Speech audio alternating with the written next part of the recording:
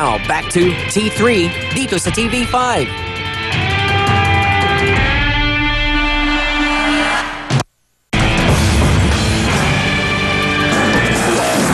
Sa wakas, salamat. Buhaya talaga ang imahe ng ipinakita ng ilang mga MMDA traffic enforcers sa Quirino Avenue, Manila na aming na-caught in the act. Panoorin! 12 ng Abril, isang concerned citizen na nagpatago ng pangalan Lando ang lumapit sa T3. Ang kanyang tip, mga buhaya raw ng MMDA traffic enforcer ang nakapwesto sa Quirino Avenue, Maynila. Para mga katulad ng gulay, isda, prutas, hihingi sa amin ng pera pag wala kaming ibibigay. Kahit prutas na lang daw, isda, pwede na sa kanila. Saka kami pakawalan. Bit-bit ng aming spy camera, nagmanman ang T3 sa lugar. Caught in the act ang garapalang pangungotong ng mga kolokoy ng MMDA traffic enforcers sa mga motorista. Ang dalawa sa mga nangungotong ay hinakilalang sina Jonathan Caro at Americo San Victores. Kung magkano binigay nyo? Para sa inyo yun.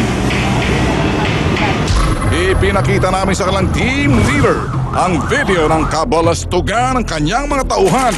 Si Sir, nagpakitang gilas, nagsermon sa kanyang mga bataan. May maangas pang mga tuwiran na pabalang. Kusa raw binibigay, tama ba yun? Kahit kusa, ganun pa rin yun. Pag yung magkatatanggap dyan sa mga kahit sabihin natin kusa, isa rin din lang ang isip na ang mga tao. Matapos ang pambubuko ng T3, sinentensyahan sina Jonathan Caro at Americo San Victores ng ilang araw na suspensyon. Bigyan ko na lang ng disciplinary action. Maaaring suspendin ko, na lang sir, para hindi pa ma-resent din ng mga ito. Mga natitira pang buhaya sa kalsada, tumigil na kayo at kayo nang susunod na mabibitag ng Caught in the Act. Mga tol, at least napasok yung segment. Akala ko kasi kanina tuwan-tuwa yung parang nanalo siya ng premyo eh. Hindi, ano naman siya, matagal na lang na taga-subaybay natin. Tsaka yung grupo niya, mga tricycle drivers. Saka sa kasamaang palad, nabugbog siya, naging lucky naman. Kasi nakita tayo. Thank you. Thank you dong kay Mr. Eli Almonia sa patuloy na pagsuporta sa atin. Okay. Pero birthday raw ngayon ng executive producer na si Ana Puod. Happy birthday! Nasaan Kaya si pala Ana? may barbecue sa labas, may pansit. Pansit, Tsaka may biskotyo. Tsaka may mga soft drinks. Soft drinks. Salamat, ha. May panucha. Ayun, Miss Ana Puod.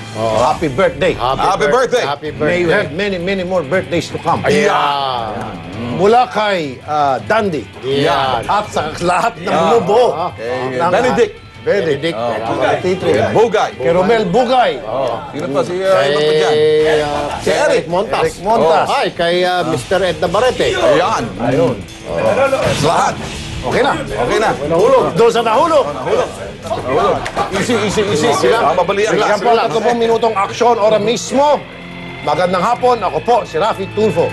Tomas Ben Tulfo, maraming salamat sa inyong pagtitiwala. Erwin Tulfo po, hanggang bukas. Ito ang pader ng Serbisyo Publiko T3. Ang bumangga, di ba?